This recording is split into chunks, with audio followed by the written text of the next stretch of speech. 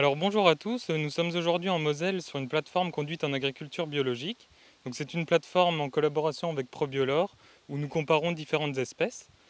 Donc les objectifs sont d'appréhender les freins et leviers techniques de ces cultures et d'étudier leur faisabilité économique. Donc d'un point de vue technique, nous avons observé les différentes composantes de rendement et les facteurs pouvant impacter ces cultures, donc bioagresseurs et enherbement notamment. Et la faisabilité économique sera étudiée par la suite à partir des charges, du rendement et de la valorisation de ces cultures.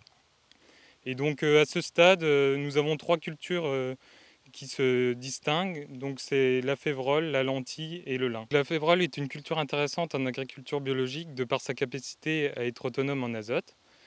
Donc l'implantation est primordiale pour garantir une bonne mise en place des nodosités et la réussite de la culture.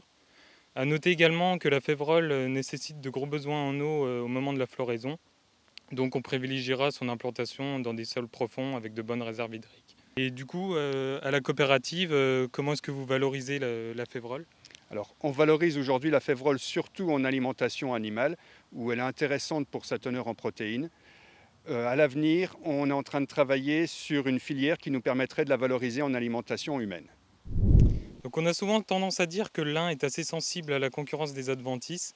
Ici, l'enherbement est resté maîtrisé. Comme pour la févrole, le lin est assez sensible au stress hydrique et thermique au moment de la floraison. Donc on privilégiera son implantation dans des terres profondes avec de bonnes réserves hydriques. Et donc le lin représente de gros marchés à la coopérative. Alors, pour nous, le lin représente que des petits volumes, mais nous travaillons ce marché depuis plusieurs années. C'est une culture intéressante pour tout ce qui est acide gras linoléique riche en oméga 3. Et c'est également une culture très intéressante pour tout ce qui est diversification des rotations, des assolements sur les exploitations. La lentille présente un certain nombre d'atouts en bio.